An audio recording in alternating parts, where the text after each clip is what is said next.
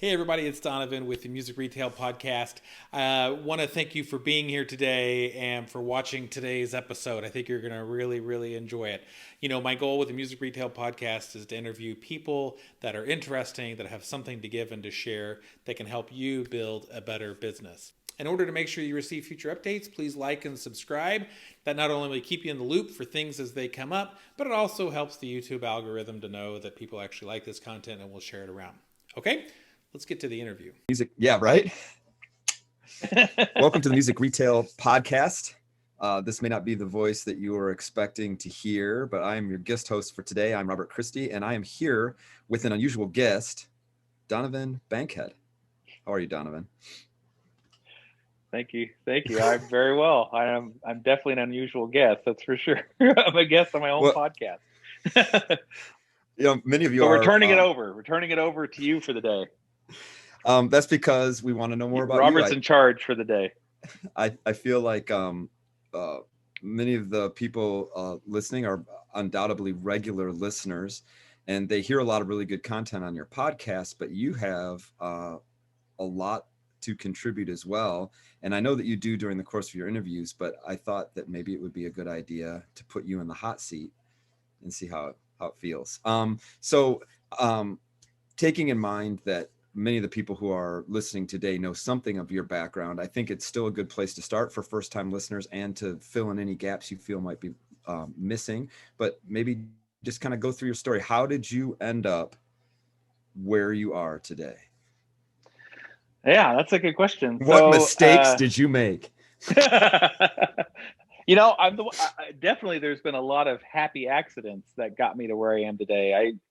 I'm always amazed at where I've ended up and where I started. But I grew up kind of bouncing back and forth between Texas and Oklahoma. Wasn't like a good student, wasn't a bad student, wasn't athletic. Kind of was a kid that bounced around a lot and was really shy. I think a lot because we moved around so much, and just kind of had a hard time finding my thing. And then the opportunity came to join the school band, and that seemed like fun. And in sixth grade at my small little school I went to, a lot of kids joined bands, so I did too. And that was, I think, that was a decision at the time that wasn't like a monumental decision. It was just like, oh, a lot of people are doing this. This looks cool. I want to do it.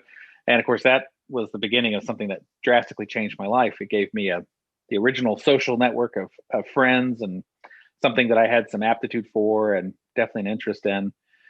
And growing up in a single parent household, we never really had any money. When the time came, when I graduated from high school, the time came to go to college. I didn't know I was going to go to college. I didn't know I was going to be able to afford it. At the time, we were crashing on the couch of a longtime friend of my father's, and we basically we were supposed to be staying with this person for a weekend. Ended up staying with him for a couple of years. Had no money. My dad didn't have a job. Was older, had heart issues, and I don't know. I was working a couple of jobs. Just seemed like life was going nowhere. And I remember my dad coming in one day and saying, "Hey, Monday we're going to go register at the University of Tulsa," which was a private university in Tulsa. I'm thinking, where's this money coming from? Like, how is this happening? And he was like, "I don't know, we'll figure it out." And so we go to enroll, and I get accepted because I was smart enough, and just got a bunch of loans. And that first year, I was a business major, but I was just playing in a couple of the music ensembles for fun, playing trumpet. And this is probably way more background than what is necessary. But anyway, I'm into it. I'll edit it if it sucks. So playing in some of those ensembles got me noticed by the music department. And then the following year, they needed a trumpet player that could do what I could do. And so I got a scholarship. And that helped out quite a bit. And then one day I just stopped into the music store that I shopped at when I was in high school. Hadn't been in there in years because I needed some valve oil. And a guy who had kind of been like the part-time kind of low-level guy to sweep the floors and stuff had quit. And they had an opening. And I literally just harassed them until they hired me, because I'd never thought about working at a music store, but it just sounded amazing because it was like really the only thing I was interested in was music. And so that was Tulsa Band in Tulsa, Oklahoma. And at there, it kind of became obvious that like I had this ability to, I could sell trumpets, especially because like I loved to trumpet. I was just consumed with it. And at one point there in the 90s, we were one of the number one online retailers for professional trumpets. And that was all something that I had built just out of my passion, enthusiasm, and excitement for it. And then one day, our Gemeinhart rep, a guy named Denver Spence, who many people listening to this, especially if they're in the Midwest, will know Denver, wonderful guy, came in, and he and I were just talking privately. And he said, well, you know, there's a position available with UMI. And at that point, Tulsa Band wasn't a UMI dealer, and I had very strong opinions about the legacy of Binge and a lot of those brands and stuff like that. And I was like, I don't think it's something I'd be interested in. And he's like, well, you really should think about it. And I was like, I don't know, like, don't you travel a lot? And, like, you have to, like, you're on the road a lot. And he's like, yeah. And he said, but it's fun. You get to see a bunch of different stores. And I was like, you guys make any money? And he told me what the average salary was for that. And I was like, so who do I need to talk to? And so I was 26 when I interviewed at UMI. And I remember Tabor Stamper interviewing me along with a few other guys. And Tabor telling me, he's like, you know, you're awfully young for this position, really too young. I think the average age of a rep at that point was probably more than double my age. And he's like, but you have your foot in the door if this doesn't work out. And I had asked for customers to give me some testimonials before I went. So I had this binder like that thick, probably almost an inch thick, of customer referrals that I just gotten in the week before I went on this interview. And before I left, I gave that to him. I was like, hey, I don't, you know, it will sway your mind. And I think I got really lucky because this was right when they were launching the Vintage One trumpet. And he read through that, and he told me later after I was hired that was the thing that put me over the top. Now, unfortunately, at 26 years old, I had no idea how to do this job. Because if anyone isn't familiar with that, you basically work from your home, and in my case, I had a 4 or 5 state territory, and I had worked at basically like a band pro shop. We rented band instruments and stuff, but we were based on our repair shop. We were kind of the place to go for step up instruments and repair. That was my experience, just a small shop. And then here I am walking into like Sade Music, which had been a longtime competitor that now I'm supposed to be like helping, or Cincinnati Music, which is of course just a NAMM dealer of the year and just a huge school music dealer. And I'm supposed to be like their rep. I had no understanding of what that side of the business was like. And I did a good job and not a great job. And then when Selmer bought that, because I was so recently hired, they let me leave. And I had a few places to go at that point, and Springfield Music was one of them. They were one of my accounts. The guy who owned it at the time, Lee Coates, had made it really clear he'd like for me to come on board. And so I had a month to figure out where I was going to land. And so I started weighing my options, and the option at Springfield Music seemed to be the best. It was a beautiful store. It was probably the most beautiful independent store out of my entire territory. Lee was, the store was pretty well funded. Like there weren't like big cash flow problems and stuff like that, which is very common in the music industry. They had the retail side down. The store looked great. The store was always clean. It was always well merchandised.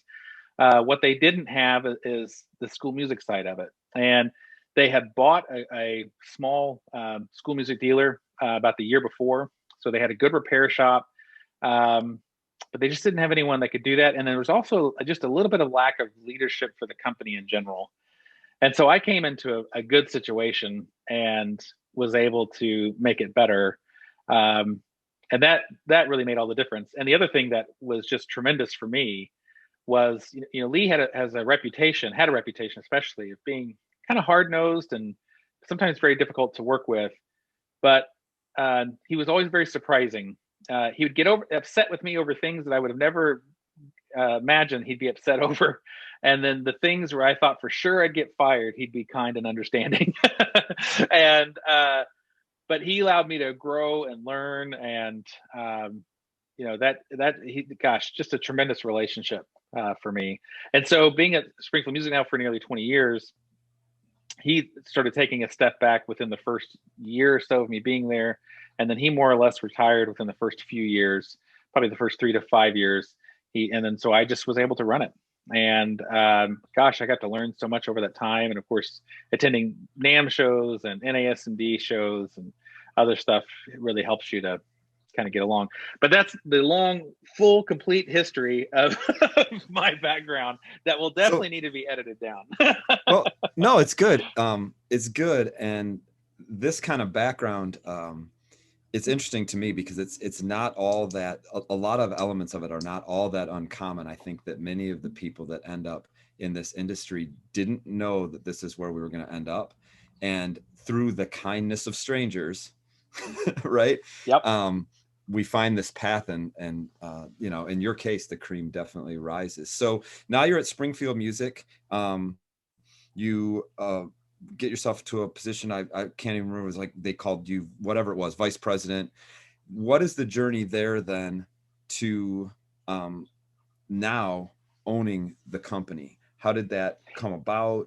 How was it, you know, maybe as much as you're comfortable, go into how you structured the deal? Yeah, I'm an open book, so I'm always happy to share basically everything. The first thing that I would say, and this is worth hearing for anyone who's starting to think about transitioning ownership of their business to someone else, is that when Lee first started talking to me about it, this was on the table from day one.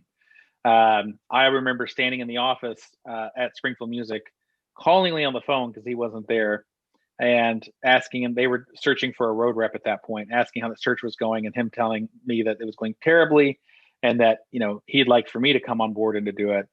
And as I wasn't real thrilled about the idea of being a road rep, permanent, like a long-term road rep. He had from there mentioned, like, you know, I don't have any kids, and I want someone who can run my business and eventually purchase it. So that was on the table from day one. And when I came on board, I started as a road rep. You know, the idea was that I would likely someday purchase it, but I wasn't even particularly interested in doing that at that point. You know, that just seemed very risky to me. I was very concerned about a lot of that. It wasn't an idea I was particularly interested in. And I went from being a school service rep, then I basically was a GM for a long time. And then once we started to grow and add additional locations, then my role started changing a little bit more. We changed my role to vice president, honestly, mainly just so that I'd be an officer, so I could sign agreements, so that Lee wouldn't have to come in to sign paperwork and stuff. Because by that point, he always paid attention to the financial side of the business. He was always watching stuff, but he wasn't making decisions in the business. And then you know, because I had some really capable people on my team that I wanted to reward them with an appropriate title to signify their significance, we moved me up to president and made them vice presidents. And then this year, and on September 22nd, we were able to make the ownership transition. He and I had an agreement from early on that I was going to get a certain percentage of sweat equity, is roughly 15%. And I wouldn't necessarily recommend this to anybody else, but that was just a handshake agreement. We tried several times to get that documented, and every time that we did, the process of trying to clarify exactly what that meant, once we got attorneys or accountants involved, became so convoluted and actually started creating so much distrust between the two of us when we always worked well together, that we finally just decided to stop, to not try to have it, because you try to put it in writing, and that effort to get things so clear can sometimes, at least in our case, make it more complicated and convoluted, because everyone's trying to think of well, what happens if this happens? What happens if that happens? And we both knew what we wanted. And so, yeah, we just had a verbal agreement of how that's going to work. And in the end, it worked exactly that way. We came up with a fair price, applied the discount. He was very generous. Honestly, I would say this: he was more generous than what we agreed on. We had an agreement of how we were going to value the business and everything else. And in the end, I got probably a little bit better break than that. He also left a lot of cash in the business, which is unusual. But it's what was necessary to make this deal happen. And frankly, the PPP loan that we got this year helped that as well, because we were able to manage the business very well and didn't have to use all of the PPP money. So that allowed some extra cash to be in the business. So I was able to buy it at a price that was well below the valuation, which made financing it easy. The SBA and our SBA lender was able to come up with some creative advice on how we could get some down payment money together and kind of put that stuff together.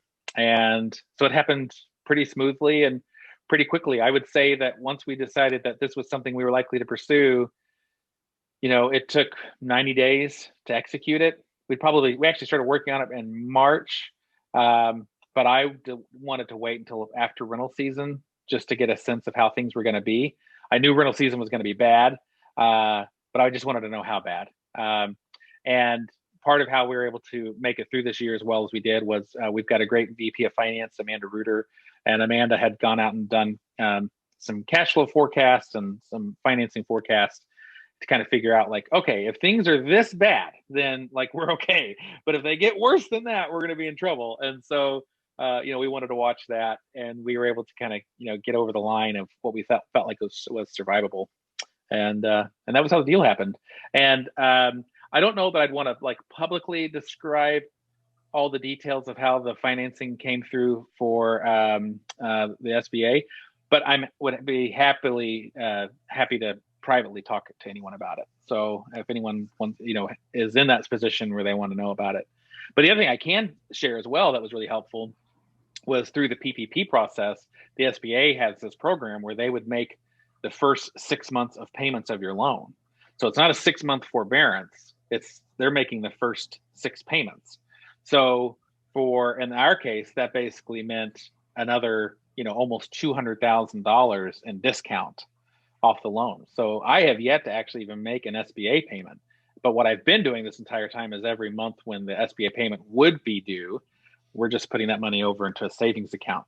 So we're building a nice little reserve account, and the SBA is currently making their payments. Now that ends here in October, November, December, January, February, March. So April is when I have to make my first payment. But yeah, so all that really helped as well. That's the financing side. The other side of it was, given the opportunity to run and control the business for as long as I have, I just had confidence that we could survive anything that we came up with and we came up against. And the team that I've got in place, I just felt like, man, we've made it through this pandemic. We've had quite a few challenges that we've been able to figure out and be not only like, we've not been able to just survive, which is for many retailers, that's success right there this year. Just if you can survive, you're being successful. But we've been able to really thrive in a lot of cases. So, and it's not because of me. It's the people around me. My biggest strength is probably pulling the right people around me. That's probably the thing I've done better than anything else. So that is important, and it is another sign of like really effective leaders. They always kind of credit the people around them, and they've made wise choices. When you were kind of going through your experience operating the store for Lee, you mentioned briefly about your growth, and Springfield Music has grown a lot since you came on board with them, and you've done it more by purchasing existing stores than by opening new stores. And right. I'm curious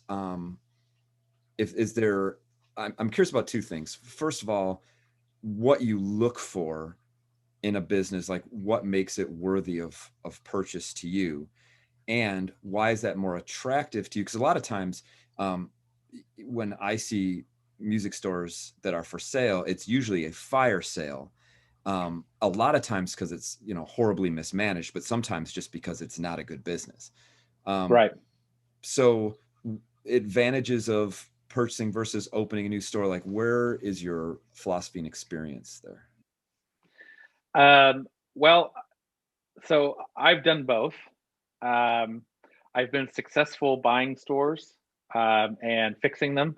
Every store I've bought had major issues with it. I never bought a store that was really profitable and running on rails. Never had that opportunity. I did get to one of the stores I bought was a good store and was well run, but they just weren't making any money. But all the rest of them were not well run and weren't making any money. And I've also opened a store and then closed it because it didn't work. And the reason why I like buying stores is that you're basically getting to buy someone's cash flow on customer lists. So you're not trying to start something from scratch, which some people can do. And I think someone who has the right marketing mindset for that might be able to open a store better than buying someone else's store. I'm better at fixing something. I'm not great at like creating something. And so for me to be able to purchase someone's business, identify what the good parts of it is and what the bad parts of it are, make those corrections, and then incorporate into what we do. I think that's just a strength that I have, that I'm able to do. I wasn't successful at opening a store in a new market. There was also a few things that also really worked against me that I didn't understand about that market until I went into it. But it's just much harder. It's harder to start from scratch. I've also found that when you buy someone's store, so the good side is you're buying their customers and their cash flow, but the downside is you're also buying their problems. And so you need to be really aware of that. You know, you have to do your due diligence to have a good understanding of what their major issues are. You know, did they likely have a procedure problem? Like they probably don't have good procedures. They probably don't have good training systems. They likely didn't have a good marketing system. They may not have had very good people. That's not always the case. They usually have some good people and some that are not, because a lot of small business owners are really reticent to fire people or to move people along or to discipline their people. And if we're not disciplined, then we end up not developing the kind of people that we want to have on our team. And so, you know, looking for basically when we would do it, our key things were: do we want to be in that market? And then, is there something here worth buying? And our first store was Ernie Williamson Music in Joplin, Missouri, and that one, the story about it, it's really cool. Like Lee called me into his office. This was back when he still maintained an office in the store. He said, "Hey, we're doing a lot of business down in the Joplin area, which is an hour outside of Springfield." He said that we should look at buying a store there. And I told him, I know the store to get. It's a diamond in the rough, but it's called Ernie Williamson Music. It's been there since 1935. Like everyone and their grandparents goes there for band rentals, but like they don't do guitars, they don't do any of that kind of stuff. Store is a little old and doesn't have the look that we have, but that's all stuff we can fix. What it does have is like the place where people go, well, it's time to get a band instrument. Where do I go? They all go to the store, which is such a hard thing to get in the band world. Guitar players will go anywhere, right? Guitar players are not loyal. They're just cheap whores, basically. You know, you should put something shiny in front of them. Like, look at this flame top Les Paul, and they're like, and they'll just go. They don't care, you know. But band is rooted in tradition, and so I was like, all right, Ernie Williamson Music. I was like, I'll call him tomorrow morning when I get in. So it's that evening, and I'm driving home. My phone rings. It's the manager from Ernie Williamson Music, and he says, "I know this is out of the blue, but would you guys have any interest in buying the store?" And like, it just blows my mind. Blows my mind. I swear to God, that's 100% truth. Now, what we didn't realize was at the exact same time, Palin Music, who's probably our strongest competitor in our area, they were also looking to open a store or purchase a store in Joplin. And we had no idea about that. We didn't know. And they had started going into Ernie Williamson Music to talk to them about buying it. But the guys at Ernie's didn't like the guys at Palin, and so they didn't want to sell to them. They wanted to sell to us. And so we ended up buying Ernie's. Palin ended up buying this other music store that wasn't as well known, and really kind of made all the difference right there in that market. You know, our store is, my understanding is, from what I can tell, is likely the more successful store, and I think it comes down to that. In the Joplin market, our store's in the Joplin market. I think the other thing that's helped me quite a bit in terms of getting opportunities is when I first started in retail, and even when I was at Springfield Music, I was extremely competitive, and I had a very negative view of my competitors. which there's a certain beauty to that. There's a certain simplicity that kind of harkens back to our first conversation before we actually started the episode. When you think that you're great and everybody else is evil, man, you just get to jump on your horse and ride, and you just have all this confidence, and you just think like, my competitors are not only not as good as I am at business, but they're also just bad people. Like when you have that kind of conviction, like you just have this like zeal that is very energizing. But I'm also someone who likes to deal in truth as much as I can. I want to believe as many true things as I can and as few false things as I can. And over time, as I got to see more about how things worked at that's specifically Palin, we have a lot of competitors, but they're our biggest one. I really came to realize like those guys are good operators. We have a different philosophy on how we would run things in our business, but there's no skin on their game. Like they're smart people, like they run a really good business and they're a tough competitor. And I'm sure they're nice enough people. Like, and it just made me change my mindset entirely. Like I just changed from this idea of like everybody else is terrible and I'm good to thinking like, no, we're all good people trying to do this thing. And so then I try to become much more like open to relationships with competitors. And a matter of fact, I had one competitor really test me on this once, that his store was about 30 minutes from my store. And he called me up and he said, hey, I want to ask you a favor. I was like, okay. And this guy would always call me and ask questions and stuff like that. We'd have long conversations. Really interesting guy. He was like, feel free to say no if you want. He's like, but I've got this new manager who I think is really going to be great, but I don't know how to train a store manager. He's like, can I send them to you and you train them? And I was sitting there thinking like, man, that's such a stupidly bold question. The only person I know who would ask that would be me. Like I'm the only kind of person that would ask something like that. And I was like, sure, man, go ahead. Yeah. I was like, what do you think? Like a day or whatever? He's like, oh, it's going to take longer than that. Like he probably needs to be there at least a week. Right. And I'm like, you want me to train your store manager for a week? Like legit train him. He's like, yeah. So I'm like, sure. So he sent a store manager and we trained that guy from how we do retail. We showed him how we do all the accounting side of it, how we run the repair. Like we showed him everything. And I hope it helped him. I've long had the philosophy that I know how to lose weight and get fit. It's not a mystery to me. I'm not fat because I don't know how to do it.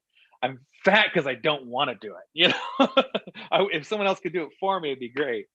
So anyway, I've just always had this attitude of just being open and sharing. It's part of why we have this podcast. And I think because of that, when opportunities come available, people reach out to me. And we and not all the times do we buy a store. Sometimes we have two locations actually, or two businesses that we took over operations for them. We didn't buy them. We bought some of their inventory, but they wanted to close or needed to close.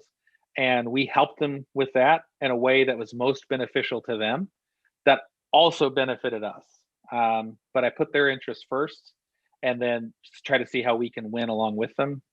And one in particular, actually, the two I'm thinking of in particular, when it was announced they were closing, man, the blood was in the water. Every competitor was trying to get in the door to talk to them about it.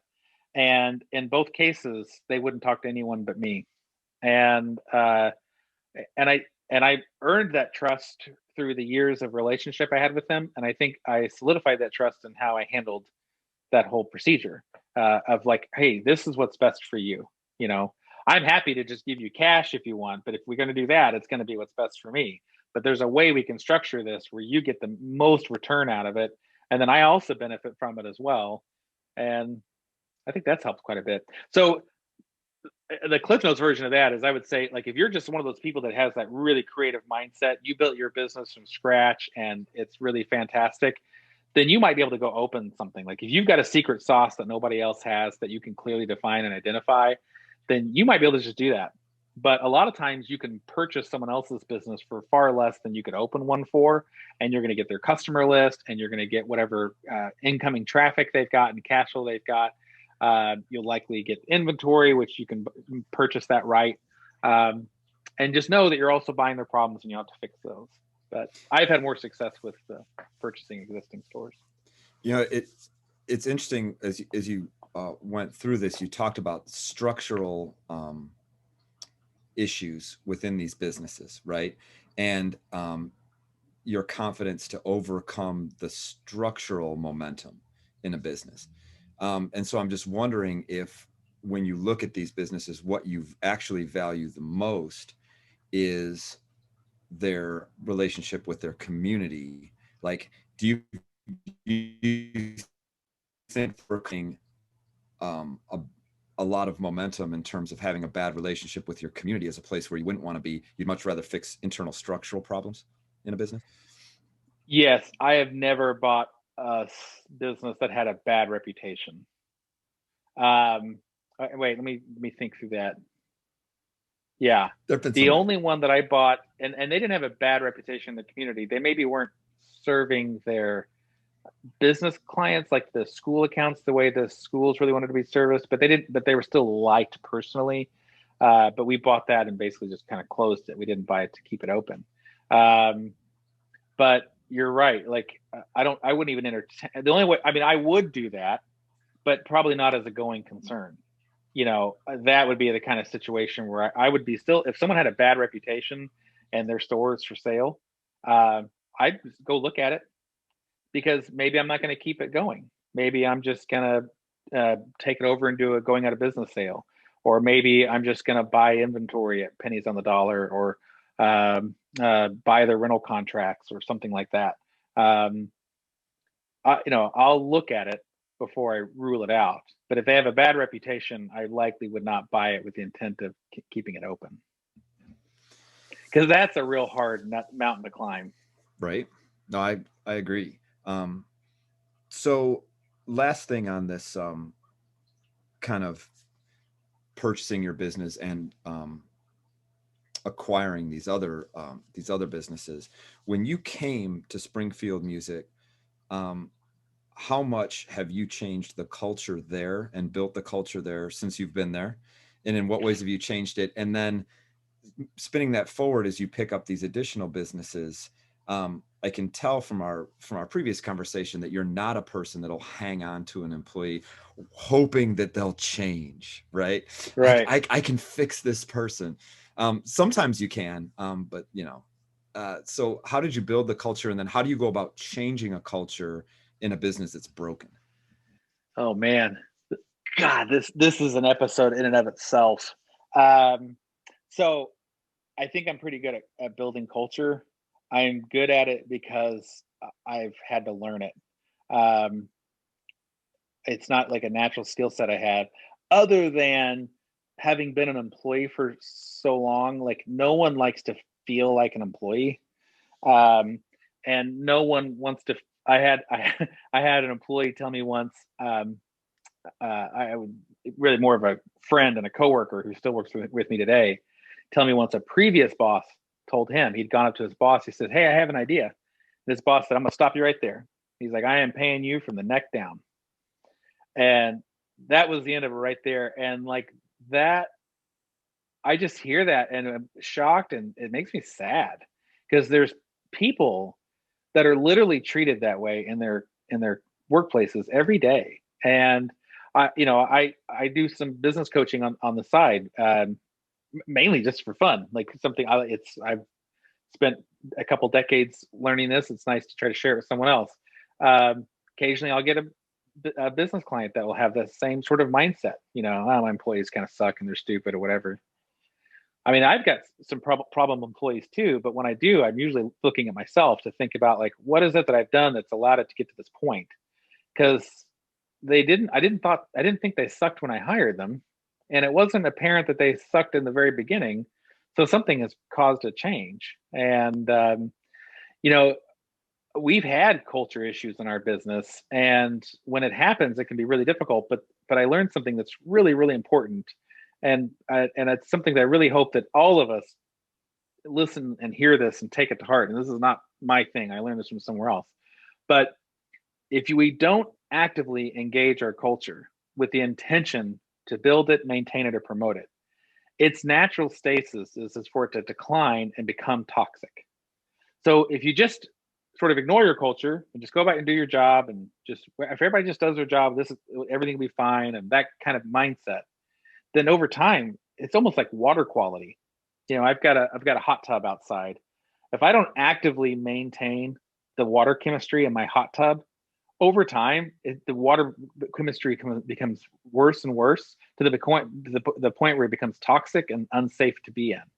And I have to actively take an active role in it, at a minimum of every week, of treating it, intentionally keeping that water safe where it's comfortable and pleasant to be in. And the water in your business is your culture. And it's the same thing. If you're not actively trying to build and promote the type of culture that you want, that you have to decide what that is, then it's over time, it's going to naturally decline. Now, the nice thing is, if your water quality, if your culture quality has declined, you can treat it and make it better. Unfortunately, sometimes if I let my hot tub go too long, the quickest and only way to really treat it is to drain all the water. And what you really hope is you're catching your business in time, that you don't have to drain all the water. And sometimes when we've bought businesses, that's what we have to do. Is the only way I can change the culture in a quick enough time is to dismiss all the people that were there and rerun it. But I probably would not have bought a business like that on purpose, and have never had to do that cleanly from the get-go. A lot of times, though, when you do, like if you buy a business, the people do end up departing from it because as you change the culture, it's not the culture that they wanted, and they're no longer the right fit for it. And that can be okay. They were used to having the culture level at maybe at this point, and I want it at this point. They're not comfortable with that. And sometimes maybe it's not even like good or bad cultures. It's just different cultures. And you've got someone who's really successful in this type of culture, but I want this type of culture. And so therefore they're not so successful. So I think that's the first step, is like, you need to know what you want your culture to be. And then you have to recognize you have to actively pursue that all the time. Like Michelangelo says, when you're creating a sculpture, you're just removing the bits of marble that aren't the sculpture. And so that's kind of the way your culture is. And then the other side of it is the staff discipline. And this is an area that I probably am still a little too lenient on for what I think I should be. And certainly some of my leadership thinks I should be. But I decided I've fired too many people that were surprised that they got fired. And I never wanted to do that again. So we've adopted a discipline process that I view it as a communication tool. So we have a written discipline policy. We have a written discipline process. And it's not because I like bureaucracy and a bunch of HR tactics and stuff like that, but it's because I really value the communication with my people. And if I have an employee whose performance is affecting the way I view them in a negative way, then I have enough care and respect for them that I want to make sure it's crystal clear to them that I'm not happy with what's going on. And so I have a clear process of how that's supposed to work. And the good thing is that it rarely comes to a point where I have to dismiss them anymore. Once someone starts entering that discipline process, they either understand that their current work behavior isn't appropriate for what I want and they change, or they realize that this isn't a good fit for them and they move on to somewhere else. But I do think it's something that has to be, I think that's something that almost universally we could all be better at. We could all be better at disciplining our people, having high expectations for them, and helping them to live up to that. I think we should be understanding when people miss the mark, and understand, especially if you have a longtime employee, that sometimes they may get into a drought. We should understand that, and we should be a little patient with it. But at some point, we have to get them to being a good employee for us again, and that's likely going to involve discipline. And I like to think of discipline not as a discipline as like a bring out the cane and slap them on the backside, but a discipline of like, all right, buddy, like get your fat ass off the couch, put that cheeseburger down, and let's go for a walk together or whatever. Like, I think of a discipline that way. We're doing this together. Like, I'm disciplining you, not because I'm better than you, because I owe it to you, because I care about you. So like, put the sandwich down and let's go. Put down those Twinkies, or in this case, like, get back to work. Stop saying negative things about other people, or I need you. You used to be a reliable rock star and getting your projects done, and now I sign you things and they just seem to go into a black hole and never get finished, or whatever it is. Like, you do it because you care. Yeah, it's interesting. You said something really, really important that I think deserves being underscored at the beginning of this conversation, which was you liked these people when you hired them, and something has changed. And I think as managers, we often make the mistake of looking to the external before we look to the internal, right? And Yes. if you're not working on these things every day when you come in to the office, you are you'll have a culture for sure, but it's a culture by default, right? Right. And you want your culture to be on purpose. And so, Right. if you take some of the onus, then you respond to these issues in the way that you just were kind of speaking of. It's like, we're gonna do this together, instead of you bad, Yep. me good, fix or else. It's too much of the stick, in my view. I think we would agree. Yeah, I agree. Yeah, that's good stuff, and everybody probably, should though, there's re-listen not to enough this stick. 7 or 8 There's probably times. not enough stick in general, though. I think I see way too many businesses where there's employees there that should have been reformed or let go a long time ago. I see way more of that than I see a business that is firing people left and right. And the real Now, danger there is now, what you see. The real danger there is what you see are those good people that were there are leaving, and the bad employee, quote unquote bad employees, are staying, right? Because nobody wants to work really, really hard next to the person that's not getting the job done and see that person being rewarded equally, right? that that's it. I think that's one of the. I was going to say that I think that's one of the biggest generational changes that we've seen right now. And the older boomer generation, will criticize like millennials, about, they don't want to do what they're told anymore, and they feel so entitled. They want to know why they're supposed to do what they're supposed to do. Like, they want to care about the work they do. Damn millennials! Like, that was what you're hearing for so long. It's like, man, like, everybody has always wanted that. It's just maybe you wouldn't expect it in generations before, but now, this younger workforce, they don't want to just work only for a paycheck. They don't want to do something just because they're told to do it. Like, they want to believe in what they're doing. They want it to be fulfilling more than just financially fulfilling. So, yeah, that's exactly right. And that's where I think we have it over a lot of other businesses. Is it's, I've yet to find the person who says, boy, I really hate music and everything that it stands for, and I don't want to see more active music making being done, right? Like, I think if you went to any group of people and just said, we need to create more active music makers because these are the people that are going to solve our world's problems, they'd probably go, yeah, you know what, you're probably right. Can I buy a guitar? Right. So that kind of brings us to kind of the last item that I'd really like to hear your thoughts on. And we all know, I imagine everybody that's listening to this knows all of the pressures right now that are not only on retail, but music retail in particular. Downward pressure on pricing from cheap imported goods, and of course, the internet Goliaths and all of these things. And not, global pandemics notwithstanding, we're under a lot of pressure all the time. School music dealers, budget cuts, like, everybody knows these problems. So I'm curious to see what you think the future of our business is, both for MI and for band and orchestra, and maybe you're kind of take the temperature of that future. Are you super optimistic, somewhat gloomy? I think I know the answer, but what is the Well, future, and what's the I future did for just spend Springfield? Yeah, I did just spend millions of dollars, so I'm probably optimistic about it. I certainly hope that I'm right. I do. Music is just in the DNA of humans. Like, it's not anything that's going to go away. So we know that to be the case, and so then it's just going to be how they procure the items that they're going to use to make music with. And the challenge for retailers has always been really to be the place that people would choose to buy their music supplies from. Now, back in the 60s and 70s and 80s, my understanding, because I wasn't an active music consumer really at that time, but like your competition was basically who was in your town.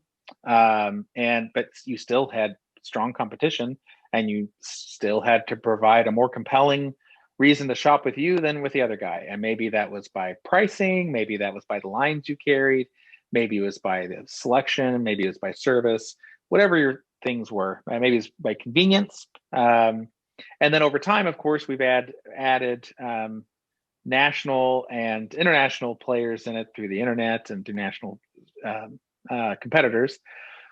But we've probably also lost some of our local competitors. So you're probably up against a similar number. Margins are certainly smaller, but the scope of what you can sell is probably broader. And I feel like the challenge is the same as it's always been. Like, you have to find a way to offer your products for sale in a way that's convenient for your customer, and where you're gonna have enough of them choose you over the other guy. And I've often felt, I remember the first employee that ever quit me at Springfield Music. And in the very beginning, I had a contract. In my employee contract was that I had to get along with all the employees. And I hadn't been there but a couple of months, and someone quit over something I had said. And but he was doing all of our buying, and his strategy was to position us against Walmart, because at that point Walmart was getting into like the guitar game and stuff like that. And so he was trying to combat that head to head. And I just felt immediately like that is not the right way for us to go. We cannot out Walmart. Like, if they're going to go, not to make this like a political thing, but if they're going to go low, we got to go high. If they're going to bring out $40 guitar packs, we're not going to compete with that by finding $40 guitars. Like, we got to go somewhere else, because we won't win that battle no matter, there's no way. And I still feel that way to this day, that you have to find a way that you can be successful. And it's challenging. And it's interesting you asked this question, because I just literally had someone email me this question this week. They were meeting with a marketing agency, and the marketing company was asking them what their USP was, their unique selling proposition. And like a lot of very self-aware business managers, he couldn't come up with it. Everything he'd come up with, he's like, well, gosh, there's someone that's doing this. And so I told him, I was like, I've struggled with the same thing. I would love to have that thing that I could say, I do this one thing and no one else does it. And it's why there's a line at my door. But it's really the combination of three things. And the three things are going to be unique for all of us. But most of us probably, if we're successful, probably have 2 to 3 items that, in combination of doing those really well, appeal to our customers, the customers that we have. So, perfect example, because everyone's shopped or been into a Walmart. If we think about retail is generally like pricing, selection, service, convenience, and I don't know if I said selection, like breadth of product, but it's that's off the top of my head, that's probably a good combination of that. Oh, ambiance would be another one. Like the way a store looks, feels, smells, stuff. Well, it's clear Walmart has decided a few of those things could just hit pound sand, right? They could give a shit about the ambiance. Like, the stores are not, you don't walk into a Walmart and be like, oh man, like, I'm so inspired. Like, it's not like, going to some kind of high-end boutique retailer like an Apple store or, some design store or whatever. So it's not that. It's clearly not service. Like, they're not built on a service model. There's not very many employees. A lot of the employees aren't particularly knowledgeable. And I don't mean that to be in any way a slight to those employees. That's just not the thing that Walmart has valued. So for them, it's been selection and price. Like, we're going to have, like, if you need toilet paper, or you need bananas, or you need plumbing supplies, or fish, like either to eat or to care for, we're going to have it, and if you need a lawn tractor, we've got that. And so it's like this huge selection, all at a really good price. And that has appealed to, many billions of customers. And, but there's other ways to go about it. You could take the approach of like, all right, well, I'm not going to do selection, and I'm not going to do price, because I don't have the advantages of scale that Walmart has. So I'm going to focus on service and ambiance, and maybe convenience, or maybe just service and ambiance. I don't know. But you're going to pick those two things, and you're going to like just dime that out. And then those customers, if there's enough customers that value service and ambiance, that's going to be your USP. And but what you want to be careful with is if you're in a market, for example, if you're trying to do high service, high ambiance, so you've got a beautiful store with great service. If all the other music stores in your territory are doing the same thing, you're not going to stand apart. That's going to be really, really difficult. You'd probably be better off saying, I'm going to go the opposite. I'm going to go like convenient and cheap. Hey, we may not have the best looking store and we may not have the biggest selection, but God damn it, if we're not cheap. and I got a store right around yours from where you live, everywhere you go. Like, you'll probably kill it with that. If everyone else is trying to be the Apple store and you're trying to be the dollar store, you're going to probably kill it. But if everyone else is trying to be the dollar store, then there's room for you to be the Apple store. So figuring out what that is and putting that combination together, the combination of those things is your USP. And I think that's probably the thing that any of us should be challenged with, and recognizing if our USP isn't working anymore and having to change it. I was just going to ask if you've ever had to make that pivot, because we recently have been moving. And it's hard. I'm just wondering if you have any experience with that. I have to some degree. I mean, because we're brick and mortar, and because like our store has always, ever since I came to Springfield Music, it was all, the ambiance was always right. It was always kind of part of our thing. So that we've kind of maintained that, and we felt like it was a way to differentiate ourselves, especially in the beginning. But we have had to make that decision on maybe categories we offer. Back in the day, we did what a lot of local music stores did. If it made a musical noise, we basically sold it. So we sold guitars and pianos and drums and PA and band instruments and you name it. And we've really focused that down in almost all of our stores now, where we're basically a band orchestra shop and a guitar shop. And we'll carry a few other things that might support those things, or that might be like add-on type sales. But we've really dropped like drums, PA, print down to the minimum. Like, it's just changed a lot. So we've had to adjust that. But we haven't changed, and we have a wide selection of stuff. We've always had a pretty large inventory compared to what other retailers I see have. I remember when I first got into the industry and would hear about all these retailers had multiple locations. I was always amazed by that and just thought like, wow, like, that person has 5 stores, 6 stores, 10 stores. Like, man, that's just unbelievable how successful they must be to have stores like that. And a lot of them, of course, are very successful. But then as I got the experience to go travel and visit those stores, I realized like, wait a minute, you got one store with like 9 satellites.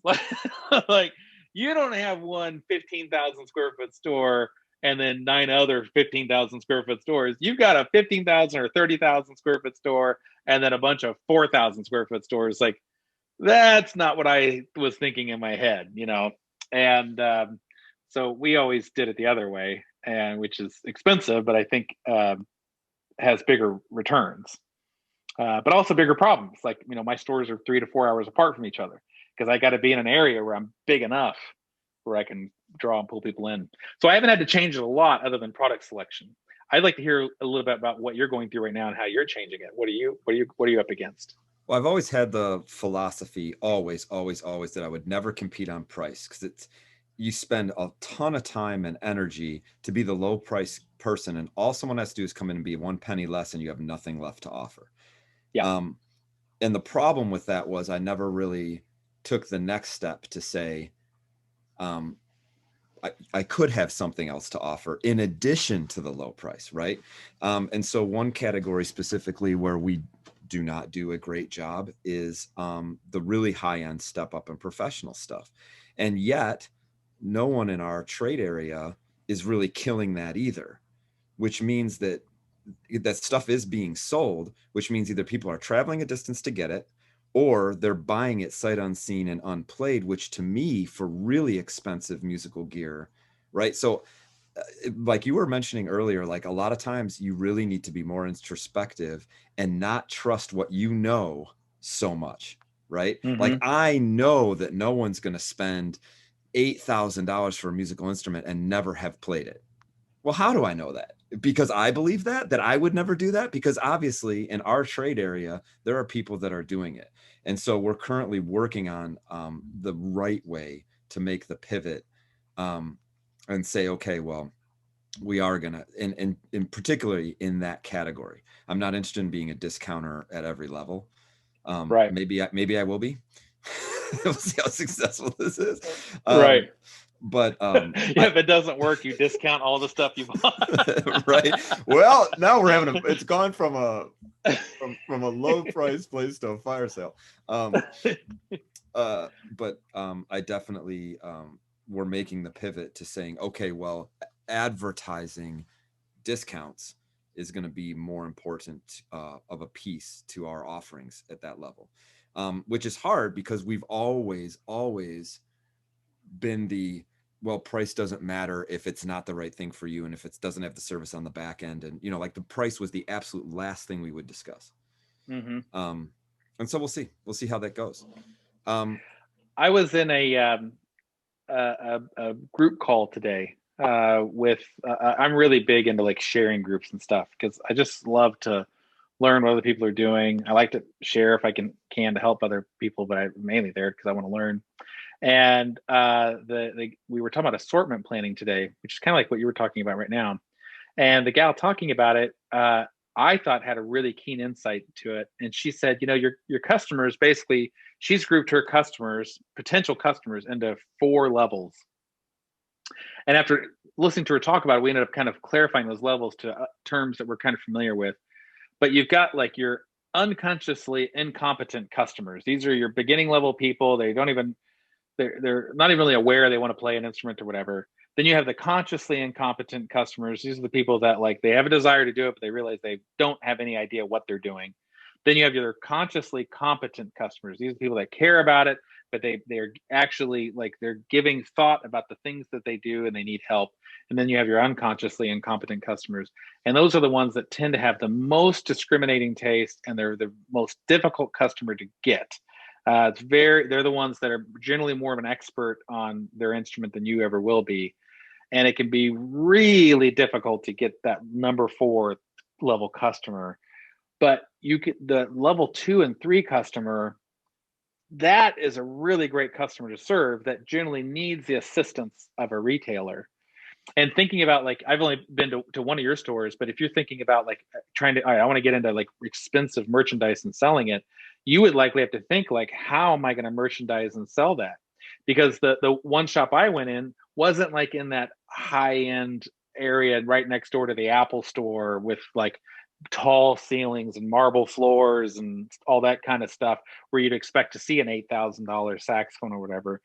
So if you're going to do that, you'd have to start to think like, all right, how am I going to present and market those things? Maybe it's not through my store. Like maybe that's not the way that our customers are seeing it. Maybe they're likely seeing it through some other way, and trying to be creative about how you present that. But I do think you would want to be really careful about getting to that top level number 4 customer. That person's the person who spends almost all their time online reading about that product, or they could even be a professional player.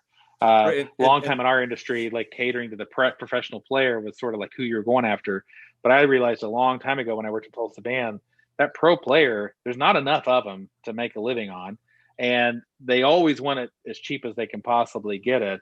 Like they're not worth pursuing. They're well, nice and they to don't have they if you don't can need get that them. much from you, right? Like, what do you really have to offer that person? They know exactly what they want and they know what they should pay for it. Yep. Right. Yep.